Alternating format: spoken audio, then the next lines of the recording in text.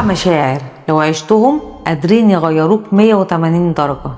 واخر حاجة اهم حاجة، اول حاجة الوحدة.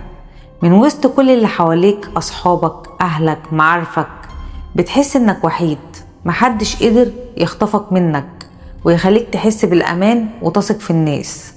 تاني حاجة الصدمة، انك تتصدم مرة واتنين وتلاتة، وكل مرة في شخص كان اقرب لك من التاني، لحد ما بقى عندك احساس اللامبالاة من كل الناس.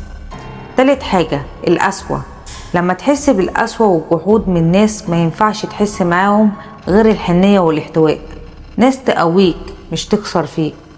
رابع حاجة الخذلان، انك تحس بالخذلان من اقرب الناس ليك في اصعب وقت انت محتاجهم فيه، وهم يختفوا وكأن اللي كان بينكوا مبني على مفيش، اقل نسمة هوا طيرته.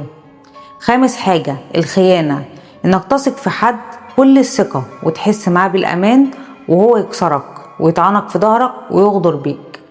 سادس حاجة سراب الحب، انك تحب بكل شيء جواك وتبقى متأكد ان هو ده الحب الحقيقي في حياتك، وانت عمرك ما حسيت الشعور ده في حياتك قبل كده، وفجأة تكتشف انه سراب ووهم، وان كل المشاعر اللي انت حسيتها واديتها كانت للشخص الغلط. واخر حاجة واهم حاجة الفقد، مش فقدان شخص، فقدان نفسك، انك تتوه منك، تنسى نفسك، تتغير من جواك، ملامحك، تفاصيلك، روحك، تتفاجئ انك انسان تاني، حد غريب عنك. فقدان النفس اسوأ انواع الفقد.